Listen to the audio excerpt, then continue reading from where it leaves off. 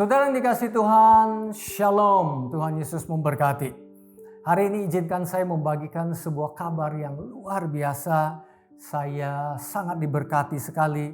3 bulan yang lalu kira-kira saya dapatkan insight ini dan saya ingin bagikan kepada saudara. Judulnya adalah Rahasia Kebal Terhadap Penyakit Kanker Rohani.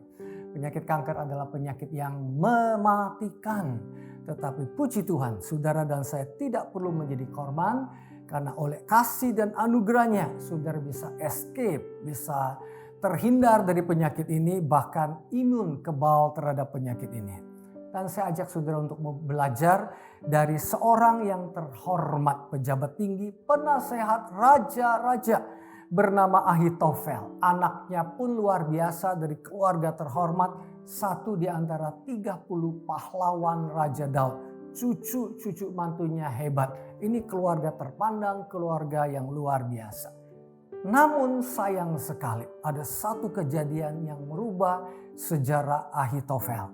Kejadian ini membuat dia kecewa berat.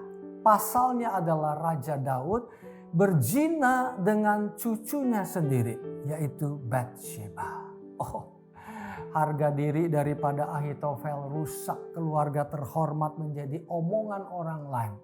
Dan lebih daripada itu, suami Batsheba, cucu mantu Ahitofel yang bernama Uria, seorang prajurit yang sangat baik, setia, loyal, punya integritas yang luar biasa, dibunuh dengan pembunuhan berencana yang dimotori oleh Raja Daud itu sendiri. Memang dosa Raja Daud ini besar, too much, sehingga Ahitofel kena getahnya. Tetapi sebenarnya Ahitofel punya jalan keluar kalau dia mengerti.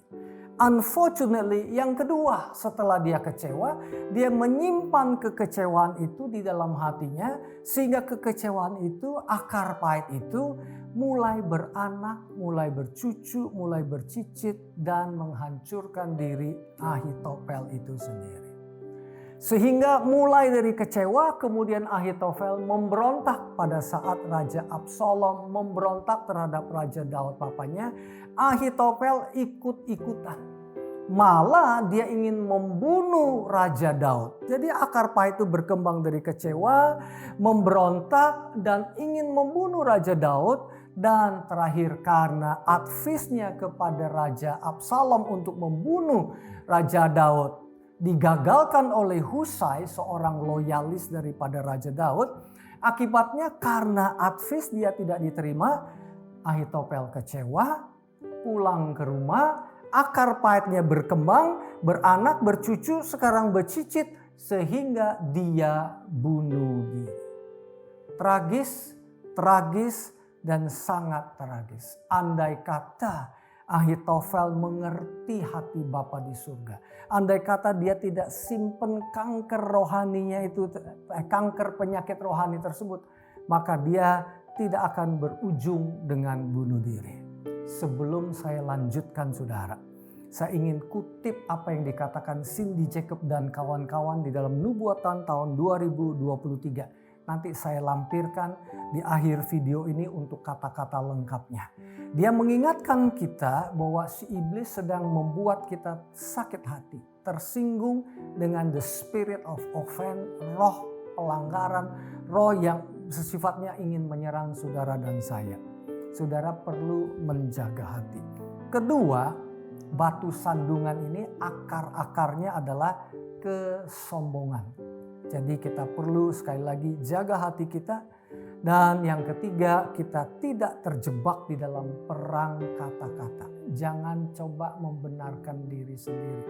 Ya kalau orang itu gak ngerti, ya sudah, biar Tuhan yang campur tangan.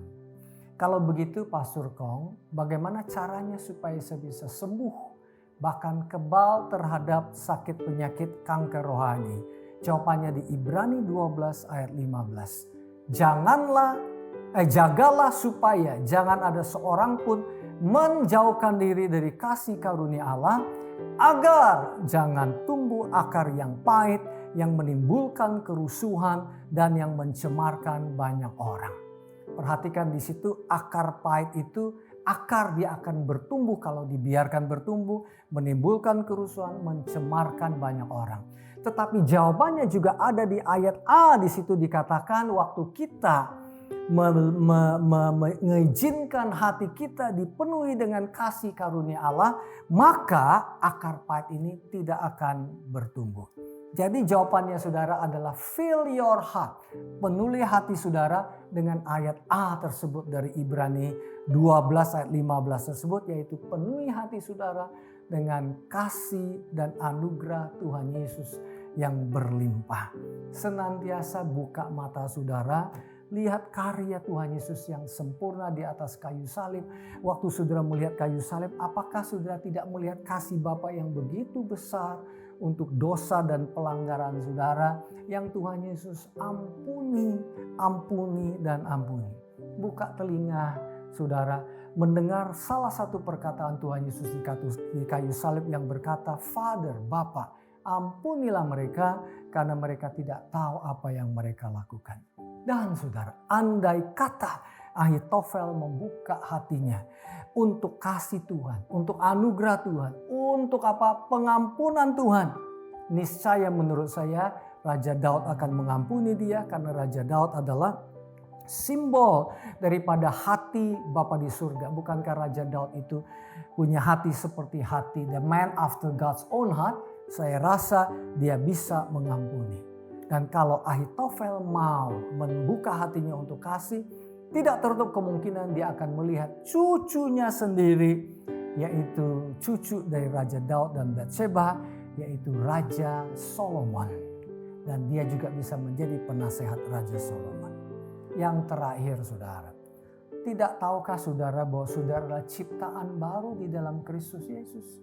Ciptaan baru berarti hati saudara baru, roh saudara baru. Tidak bisa lagi tersinggung, tidak lagi mudah tersinggung. Saya bacakan ayat Yehezekiel 36 ayat 26. Kamu akan kuberikan hati yang baru dan roh yang baru di dalam batinmu. Dan aku akan menjauhkan dari tubuhmu hati yang keras dan kuberikan kepadamu hati yang taat.